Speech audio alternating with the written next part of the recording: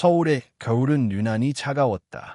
김지원은 퇴근길에 숨을 내쉴 때마다 하얗게 피어오르는 입김을 바라보며 아파트 단지로 향했다. 회계회사에서 일하는 그는 늘 야근과 숫자 더미 속에 묻혀 살았다. 하지만 그의 하루에서 가장 무거운 순간은 집에 도착한 후였다. 현관문 앞에 서면 문 너머에 있는 아들의 침묵이 기다리고 있다는 것을 알고 있었기 때문이다. 집에 들어서자 여느 때처럼 조용했다. 거실 불도 켜지지 않았다. 그는 조심스럽게 신발을 벗고 속삭이듯 말했다. 민재야, 엄마 왔다. 대답은 돌아오지 않았다. 16살이 된 아들 김민재. 중학교 때까지만 해도 친구도 많고 농구도 좋아하던 활발한 아이였다. 집에 오면 먼저 학교 이야기를 쏟아내던 아이였다. 그런데 고등학생이 되면서 민재는 달라졌다. 처음에는 사춘기겠거니, 입시 준비 때문에 예민하겠거니 생각했다. 하지만 변화는 너무 빠르고도 깊었다. 지원은 주방에서 옷을 갈아입으며 아들의 방을 힐끗 바라보았다. 문은 굳게 닫혀 있었다. 요즘은 거의 늘 저 상태였다. 문틈 사이로 새어나오는 희미한 파란 불빛, 컴퓨터 모니터나 휴대전화의 화면일 것이다. 그는 조용히 다가가 손등으로 문을 두드렸다. 저녁은 먹었어. 안에서 악한 숨소리가 들렸지만 대답은 없었다. 그의 목소리는 조금 더 낮아졌다. 먹을 것 좀 만들어 놓을게. 나가서 조금이라도 먹어. 그는 그 대답 없는 침묵에 익숙해져 있었지만 익숙해졌다는 사실이 더 무서웠다. 언제부터였을까? 아들과 단 한마디 말도 제대로 나누지 못하는 이 현실이 당연한 듯 느껴지기 시작한 순간이 지호는 조용히 부엌으로 돌아갔다. 냄비를 올려 물을 끓이며 다시 한번 아들의 방 쪽을 바라보았다. 현관에 들어서던 순간부터 묘하게 느껴졌던 공기의 무거움이 가라앉지 않았다. 몇 달 전부터 민재는 거의 방에서 나오지 않았다. 학교는 다니긴 하지만 등교 시간보다 훨씬 일찍 나가거나 집에 오자마자 방으로 들어가 문을 잠갔다. 어느 날은 야근을 마치고 늦게 귀가한 지원이 아이의 교복을 세탁하려다 셔츠 소매 안쪽에서 희미한 자국을 발견했다. 날카로운 무언가로 긁힌 듯한 앓은 상처, 지워지지 않는 흔적. 그 순간 그의 머리는 새하려졌다. 그는 곧바로 문을 두드리고 물었다. 이거 뭐야? 왜 이런 게 있어? 민재는 잠시 얼어붙더니 거칠게 셔츠를 빼앗아갔다. 아무것도 아니야. 아무것도 아니긴 얘 아무것도 아니야. 민재야, 엄마한테 말해줄 수 없니? 엄마는 모른다고. 제발 좀 내버려둬. 그날 처음으로 아들이 눈을 피하지 않고 자신을 밀어냈다. 그 눈빛은 분노도 슬픔도 아니었다. 아무것도 느껴지지 않는 텅 빈 시선. 그 시선이 지원의 마음 한 구석을 송곳처럼 찔렀다. 그 후로 지원은 틈날 때마다 인터넷을 뒤졌다. 청소년 우울증, 자해, 고립 행동, 감정 둔화. 검색 기록은 온통 그런 단어들 뿐이었다. 병원도 찾아봤다. 상담센터도 찾아봤다. 하지만 막상 민재를 데려가려 하면 그는 극렬하게 거부했다. 한 번은 버스 정류장에서 소리 지르기까지 했다. 사람들이 듣잖아. 에이, 이러는 거야. 지호는 조용히 아이의 손을 잡으려 했지만 민재는 그 손을 뿌리쳤다. 뿌리친 손은 떨리고 있었고 떨림은 두려움의 흔적처럼 보였다. 그 모습을 바라보며 지호는 자신도 모르게 죄책감이 밀려오는 것을 느꼈다. 정말 자신이 뭔가 잘못한 걸까? 혹시 아들의 마음속 고통을 지나치게 늦게 알아챈 건 아닐까? 저녁을 차려놓고 지호는 다시 아들의 방문 앞에 섰다. 민재야, 엄마가 오늘 조금 일찍 와서 너랑 얘기하고 싶었어. 잠깐만 나올래? 방 안에서 의자 끄는 소리와 무언가 놓는 소리가 들렸다. 하지만 문은 열리지 않았다. 대신 천천히 그리고 아주 낮게 들리는 목소리가 흘러나왔다. 나중에. 그 한마디가 지원의 가슴에 내려앉았다. 나중에. 도대체 언제가 나중일까? 언제쯤 아들이 문을 열고 다시 예전의 모습으로 돌아와 줄까? 아니, 돌아올 수는 있는 걸까? 지원은 거실로 돌아와 소파에 앉았다. 아파트는 너무 조용했다. 바깥에서 들려오는 자동차 소리도 1층에서 들려오던 발자국 소리도 오늘따라 묘하게 멀게만 느껴졌다. 그는 고개를 떨구며 손을 맞잡았다. 눈을 감자 오래전 민재가 초등학생이던 시절의 모습이 떠올랐다. 손을 잡아 끌며 아이스크림을 먹으러 가자고 조르던 민재. 농구공을 품에 안고 엄마한테 하나 봐달라며 하던 장난기 어린 표정. 그때는 몰랐다. 아이의 웃음이 얼마나 소중한지, 얼마나 쉽게 사라질 수 있는지. 지금 그 웃음은 온데간데 없었다. 대신 낯선 아이가 그의 집에 살고 있는 것처럼 느껴졌다. 그 순간 지호는 문득 깨달았다. 자신이 그동안 아이의 변화에 이유를 붙이며 애써 모른 척해왔다는 사실을. 바쁘다는 핑계로 민재가 알아서 잘 해낼 거라는 믿음으로 그는 무심코 아이가 보내는 작은 신호들을 흘려보냈던 것이다. 지호는 숨을 깊게 들이쉬었다. 아이의 문 앞에 다시 다가가 작은 목소리로 말했다. 민재야, 엄마는 내가 괜찮지 않아도 괜찮아. 하지만 혼자 견디지 않아도 돼. 내가 어떻게 느끼는지 엄마는 알고 싶어. 문 너머로 아무 소리도 들리지 않았다. 그저 묵직한 침묵만 흘렀다. 그러나 그 침묵은 이전과는 조금 다른 결을 가지고 있었다. 마치 문 뒤에서 누군가 미세하게 흔들리고 있는 것 같은 느낌. 울먹이는 숨이라도 참는 듯한 기운.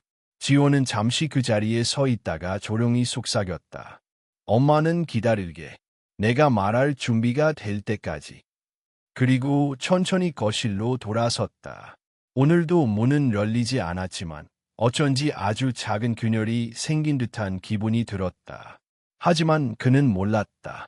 그 문 뒤에서 민재가 침대에 얼굴을 묻고 조용히 울고 있다는 것을. 그리고 그 울음이 곧 더 깊고 어두운 곳으로 흘러 들어갈 신호라는 것을. 다음 날 아침, 지호는 평소보다 조금 일찍 일어났다. 어젯밤 문 앞에서 들었던 미세한 울음의 흔적이 머릿속에서 떠나지 않았다. 혹시 자신이 더 강하게 다가갔어야 했던 건 아닐까? 아니면 반대로 너무 간섭해서 아이를 숨막히게 만든 건 아닐까?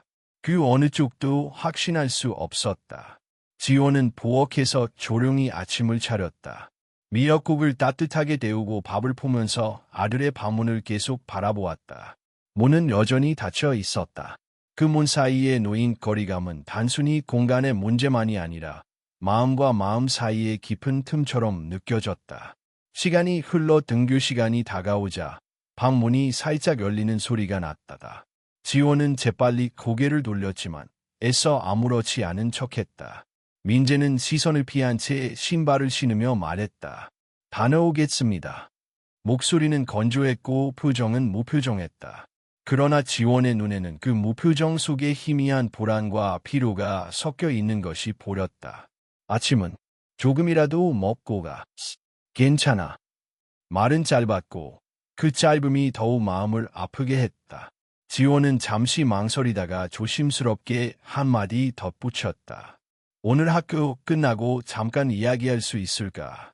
무슨 이야기든 괜찮아. 민재는 잠시 멈칫했지만 고개를 끄덕이지도 거절하지도 않은 채 현관문을 닫고 나갔다. 그것은 아무 말도 하지 않았지만 말 없는 대답이었다.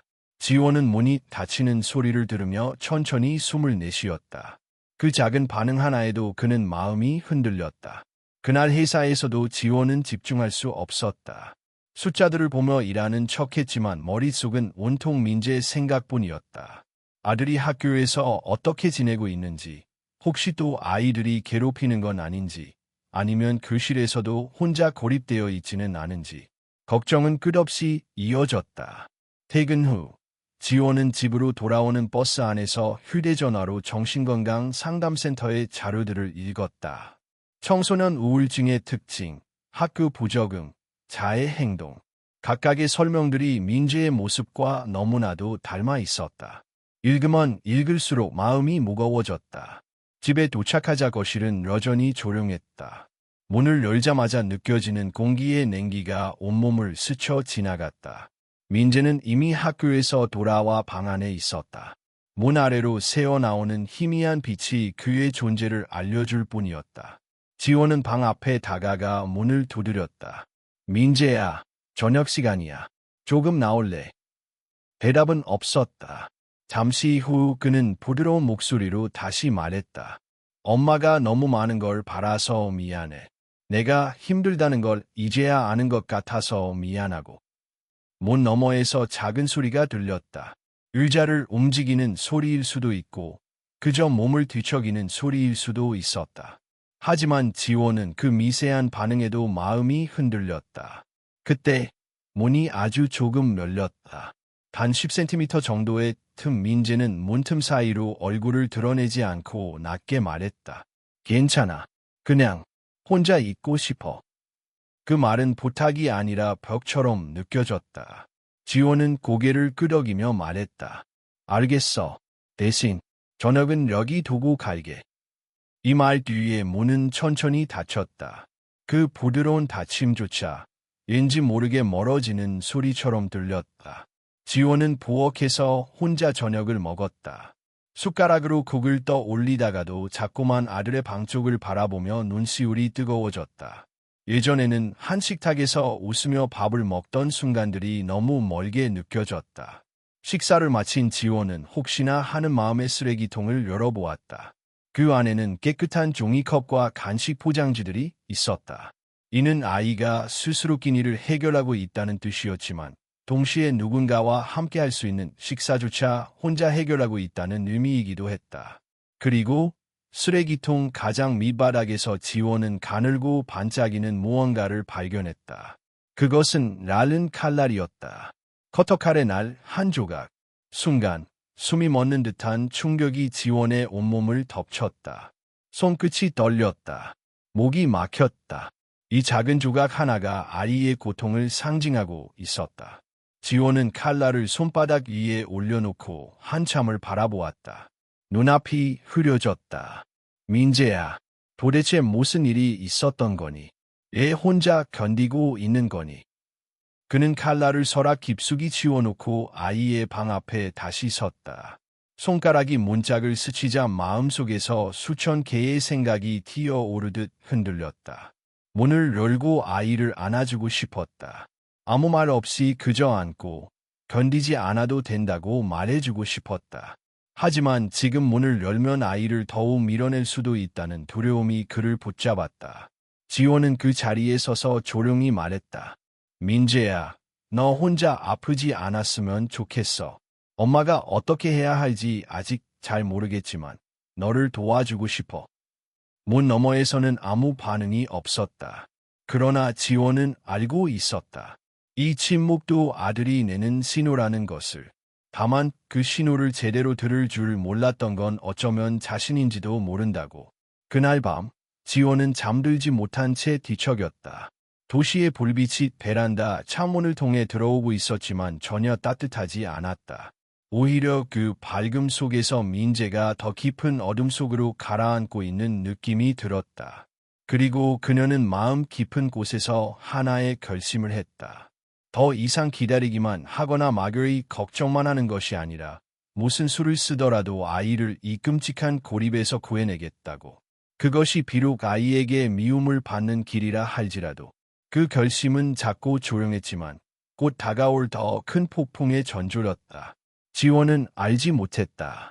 다음 며칠이 그의 인생에서 가장 어두운 순간이 될 것이라는 것을.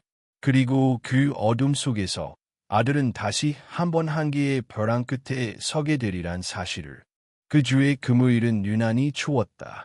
바람은 살을 애는 듯했고 하늘은 잿빛으로 내려앉아 있었다. 지호는 회사에서 급한 일을 마치느라 평소보다 더 늦게 퇴근했다. 버스에서 내려 아파트 단지로 향하는 길. 그는 오래전부터 익숙해진 불안감을 떨칠 수 없었다.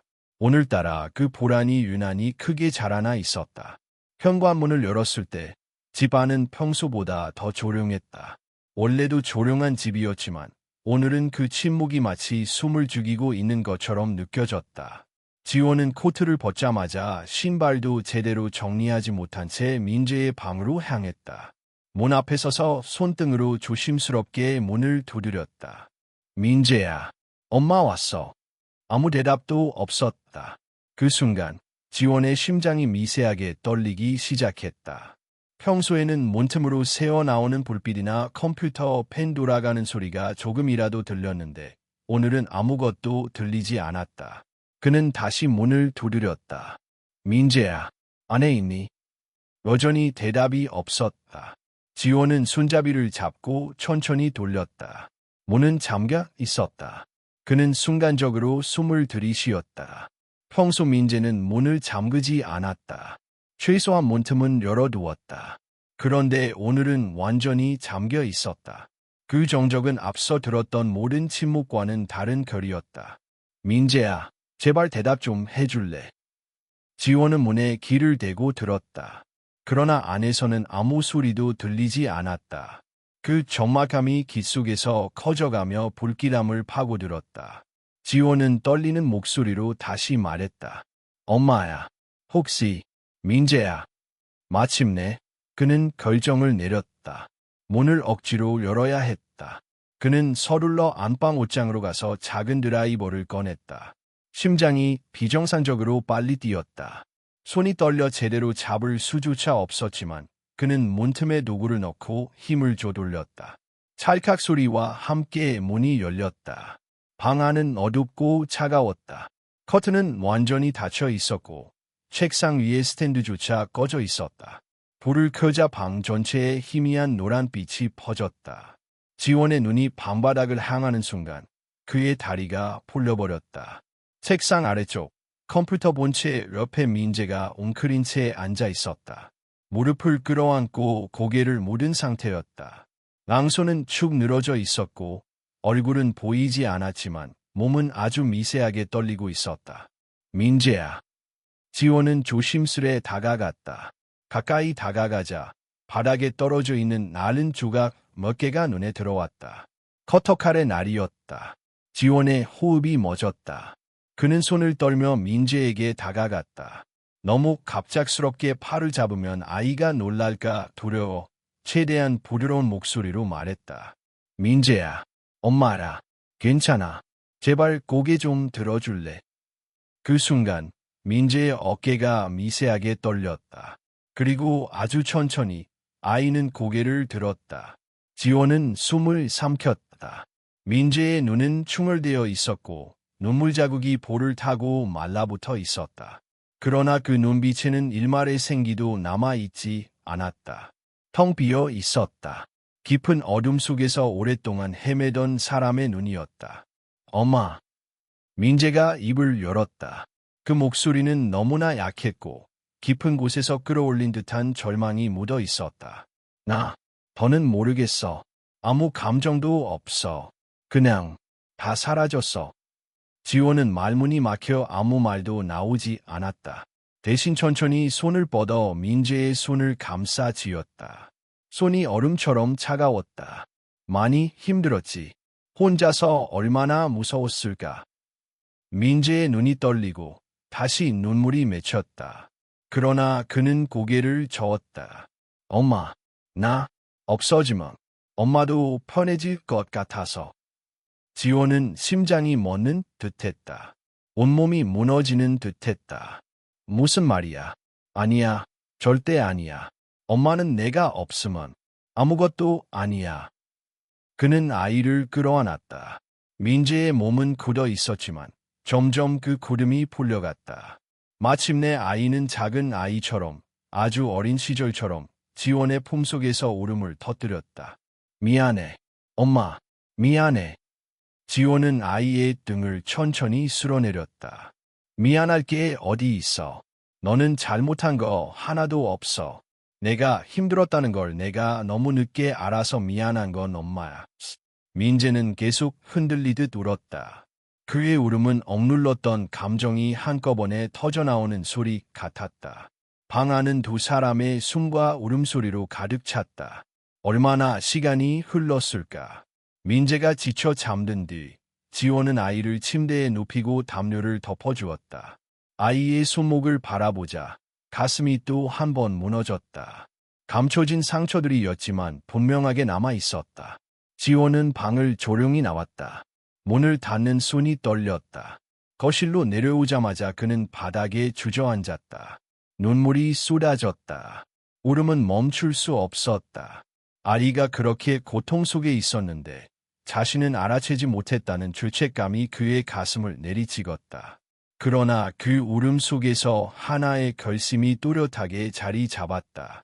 아들을 이 상태로 두지 않겠다.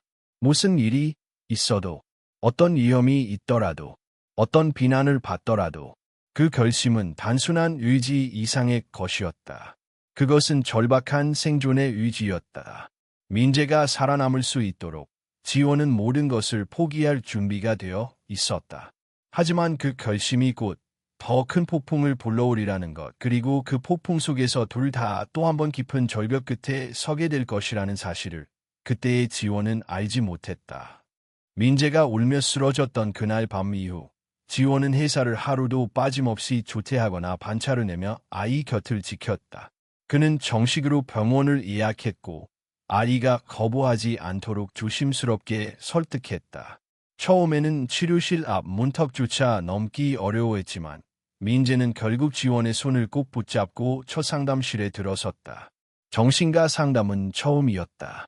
방 안은 조용하고 따뜻했으며 상담사는 부드러운 목소리로 인사를 건넸다. 처음 몇 번의 만남에서는 민재가 거의 아무 말도 하지 않았지만 시간이 지나자 조금씩 마음을 열기 시작했다. 그는 차분하게 자신의 이야기를 털어놓았다. 겉으로는 아무렇지 않은 척했지만 그 안에는 겹겹이 쌓인 상처들이 있었다. 중학교 때부터였어요. 점점 친구들이 멀어졌고 제가 하는 말에 다들 반응을 안 하더라고요. 웃기다고 말해도 다들 조용히 넘어갔어요. 고등학교에 올라오니까 더 심해졌어요. 성적도 떨어지고 선생님들도 저한테 기대를 안 하게 됐죠. 어떤 날은 수업 중에요. 민재는 입을 다물었다. 눈동자가 흔들렸다. 상담사가 고개를 끄덕이며 기다렸다. 잠시 후 민재는 낮은 목소리로 말했다. 선생님이 저한테 이 점수로는 대학은커녕 사회에서도 도태될 거야라고 말했어요. 그걸 반 애들이 다 듣고 웃었고 그날 이후 교실에 있는 게 너무 무서웠어요. 그 고백을 들은 지원은 상담실 밖에서 손을 움켜쥐었다. 아들의 입에서 흘러나오는 말들은 단순한 불만이 아니었다. 그것은 차곡차곡 쌓인 절망의 기록이었다. 며칠 후 민재가 조심스레 지원에게 말을 걸었다. 엄마, 예전에 내 영상 본 적 있어. 무슨 영상? 그때 교실에서 친구들이 몰래 찍은 거, 내가 애들 앞에서 소리 지르고 선생님한테 꾸중 듣던 거. 지원은 머릿속이 하얘졌다. 민재는 방으로 들어가 낡은 폰을 꺼내 영상 하나를 보여주었다. 영상 속에는 교실 한가운데 서 있는 민재가 있었다. 어깨가 축 처진 모습. 선생님이 냉정한 말투로 쏘아붙였다. 내 태도는 정말 실망이다. 이건 고등학생의 자세가 아니야. 너 같은 학생은 반 분위기를 흐린다. 뒤에서는 친구들이 웃고 있었다. 어떤 아이는 이거 틱톡에 올리면 대박이겠다고 말했다. 지원은 그 짧은 영상을 끝까지 보지 못하고 눈을 감았다. 온몸이 떨렸다. 그 조롱과 방치 속에서 아들이 얼마나 외로웠을지 상상조차 할 수 없었다. 그날 밤 지원은 잠을 이루지 못했다. 그리고 이 고통이 단지 개인의 문제가 아니라는 확신이 들었다. 학교는 아이를 보호하지 않았다. 교사는 아이의 마음을 들여다보려 하지 않았고 친구들은 조용히 폭력을 가했다. 아무도 책임지지 않았고 아무도 사과하지 않았다. 그 다음 날 지원은 SNS에 글을 올렸다. 처음에는 단지 자신의 이야기로 시작했다. 한 어머니의 고백이라는 제목으로 민재가 겪은 일을 조심스럽게 적었다. 아이가 우울증으로 고통받았던 과정, 학교에서의 방치, 교사의 원행, 그리고 그날의 영상. 글의 마지막 문장은 이렇게 적혀 있었다. 우리 아이는 살아남았습니다. 하지만 아직도 그때의 상처에서 벗어나지 못했습니다. 이 글을 읽는 누군가가 단 한 사람이라도 아이들의 침묵 뒤에 숨은 신호를 알아차릴 수 있다면 그걸로 충분합니다. 그 글은 빠르게 퍼져나갔다. 댓글이 달리고 공유가 이어졌다. 많은 이들이 지지와 응원을 보내왔다. 용기 있는 고백 감사합니다. 저희 아이도 비슷한 일을 겪었습니다. 이제야 비로소 누군가 말해줘서 고맙습니다. 하지만 동시에 비난도 이어졌다. 아이 일로 관심 끌려는 거 아니에요? 학교 문제를 이렇게 공개하는 게 옳은가요? 그 부모가 얼마나 아이를 방치했기에 이렇게까지 된 거겠죠. 지원은 그 댓글들을 보며 깊은 충격을 받았다. 자신은 단지 아들의 고통을 알리고 싶었을 뿐인데 세상은 그마저도 의심하고 공격했다. 민재도 그 글을 보았다. 조심스럽게 모니터를 넘기던 아이는 한참을 말이 없었다. 그러다 갑자기 물었다. 엄마는 애 이걸 썼어? 지원은 숨을 고르며 말했다. 너를 부끄러워하지 않으려고. 내가 얼마나 힘들었는지를 세상에 알리고 싶었어. 너 같은 아이가 또 생기지 않게 하고 싶었어. 민재는 고개를 숙였다. 그런데 사람들이 다 욕해. 엄마도 나도 다 이상한 사람처럼 말해. 지원은 그의 손을 잡았다. 그래, 누군가는 이해 못해. 하지만 누군가는 이해해. 지금도 조용히 우리 글을 읽고 울고 있을 어떤 아이, 어떤 부모도 분명 있어. 그 말에 민재는 말없이 고개를 끄덕였다. 그의 눈빛에는 아직도 두려움이 남아 있었지만 동시에 아주 작은 빛이 피어오르고 있었다. 며칠 후 교육청이 해당 학교에 대한 조사에 들어갔고 령상수 교사는 정직 처분을 받았다. 언론에서도 이 사건을 다루기 시작했고 사회는 다시 한번 학교 내 정신건강 문제에 주목했다. 하지만 그 와중에도 지원은 늘 민재 곁에 있었다. 상담을 계속 이어가고 함께 산책을 나가고 때로는 아무 말 없이 나란히 앉아 그림을 그렸다. 민재는 어느 날 말없이 노트북을 켜고 무언가를 쓰기 시작했다. 글이었다. 자신의 이야기를 담은 일기 형식의 에세이. 그는 그것을 내 방 안의 세상이라고 이름 붙였다. 지원은 그 글을 보며 생각했다. 아이는 아직 상처 속에 있지만 동시에 스스로의 언어로 그것을 치유하려고 하고 있었다. 그것만으로도 충분했다. 지금 당장이 아니라 해도 언젠가는 민재가 자신의 이름으로 다시 웃을 수 있을 것이라 믿었다. 그리고 그 믿음은 앞으로 올 마지막 폭풍을 견뎌낼 유일한 힘이 될 터였다. 겨울이 지나고 봄이 찾아왔다. 따뜻한 햇살이 아파트 창문을 통해 조용히 스며들고 거리의 나무들이 새순을 틔우기 시작했다. 계절이 바뀌어가듯 민재와 지원의 일상에도 작은 변화들이 생겨났다. 민재는 여전히 치료를 받고 있었다. 상담은 주 1회에서 2주에 한 번으로 줄어들었고 학교는 당분간 온라인 수업으로 대체하고 있었다. 외부의 자극에 예민한 아이에게 조금의 시간과 공간을 허락한 조치였다. 지원은 회사를 그만두었다. 긴 고민 끝에 내린 결정이었다. 경제적으로는 어렵고 불안했지만 지금은 아이 곁에 있는 것이 더 중요했다. 그는 집에서 프리랜서 회계 업무를 조금씩 시작하며 생계를 이어갔다. 그날 오후, 민재는 조용히 지원에게 말을 걸었다. 엄마, 혹시 예전에 나 어렸을 때 내가 그림 많이 그렸던 거 기억나? 지원은 미소 지으며 고개를 끄덕였다. 그럼, 초등학교 때 너는 항상 크레용 들고 다녔지. 식탁이, 컵, 바닥, 안 그린 데가 없었어. 민재도 미소를 지었다. 그 미소는 아직 서툴고 약했지만 분명 살아있는 표정이었다. 요즘 다시 그림이 그리고 싶어졌어. 뭔가 말로 하기 어려운 걸 그림으로는 표현할 수 있을 것 같아서. 그 말에 지원은 망설임 없이 고개를 끄덕였다. 좋아. 필요한 거 다 사줄게. 내가 편하게 그릴 수 있도록. 그날 저녁, 둘은 함께 문구점에 다녀왔다. 스케치북, 색연필, 아크릴 물감, 붓, 그리고 작은 이젤까지. 집에 돌아와 거실 한켠에 민재만의 작업 공간이 마련되었다. 아이는 그 앞에 앉아 한참 동안 아무것도 하지 않은 채 흰 종이만 바라보았다. 그리고 아주 천천히 연필을 들었다. 민재는 말이 줄었지만 손끝은 말보다 더 많은 것을 표현했다.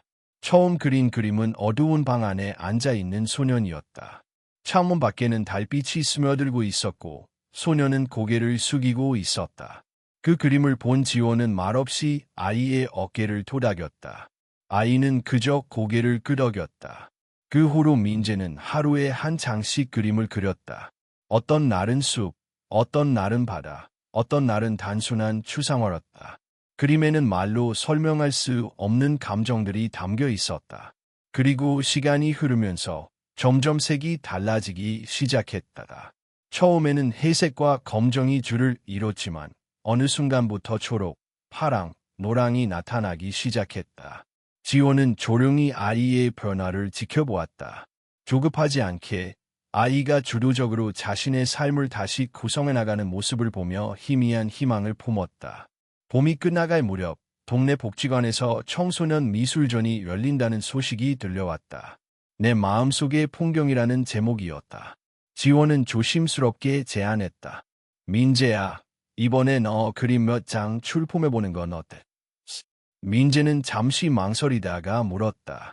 사람들 앞에 내 그림을 보여주는 게 괜찮을까? 괜찮지 않아도 괜찮아. 하지만 너의 이야기를 듣고 싶어하는 사람이 분명히 있을 거야. 내가 어떻게 버텨냈는지, 어떤 색으로 살아가고 있는지. 며칠 후, 민재는 세 장의 그림을 골라 복지관에 제출했다. 마지막 그림의 제목은 손이었다. 그림 속에는 깊은 물속에 빠져있는 한 아이가 있었다. 그 아이는 아래를 향해 가라앉는 듯했지만 이로 한 손을 뻗고 있었다. 그리고 그 손을 잡으려는 또 다른 손이 그려져 있었다. 그 손은 물 밖에서 물속으로 깊이 뻗어 있었다. 발람일, 전시장을 찾은 사람들은 그 그림 앞에 오래 머물렀다. 어떤 이는 조용히 눈시울을 붉혔고 어떤 이는 휴대폰으로 사진을 찍으며 메모를 남겼다. 지호는 조용히 민재의 옆에 섰다. 아이는 긴장한 듯 손끝을 만지작거리고 있었지만 얼굴에는 묘한 평온함이 깃들어 있었다. 사람들이 울고 있었어. 민재가 중얼거리듯 말했다. 그림 앞에서. 지호는 아이의 손을 잡았다. 내가 전하고 싶은 게 닿은 거야. 민재는 고개를 끄덕였다. 전시가 끝난 날, 복지관에서 민재에게 다음 프로젝트에 참여해보지 않겠냐고 제안했다. 마음 치유를 주제로 한 청소년 작가 공동 프로젝트였다. 민재는 망설임 없이 수락했다. 그리고 어느 날, 지호는 우연히 민재의 책상 위에 놓인 한 장의 종이를 발견했다. 손글씨로 적힌 짧은 글이었다. 내가 사라지지 않아서 다행이다. 지금의 나는 완전하지 않지만 진짜 나다. 그 글을 본 순간 지호는 조용히 눈을 감았다. 세상이 변하지 않았고 상처는 여전히 남아 있었지만 아이는 자신의 방식으로 다시 살아가고 있었다. 지호는 더 이상 예전의 민재를 바라고 있지 않았다. 지금의 민재, 불완전하지만 진짜인 그 아이를 있는 그대로 받아들이고 있었다. 밤이 깊어지고 창밖에서는 봄비가 조용히 내렸다. 지호는 창가에 앉아 생각했다. 민재는 다시 웃을 수 있을까? 그리고 문득 그는 깨달았다. 민재는 이미 웃고 있었다. 아주 조용하게 자신만의 방식으로.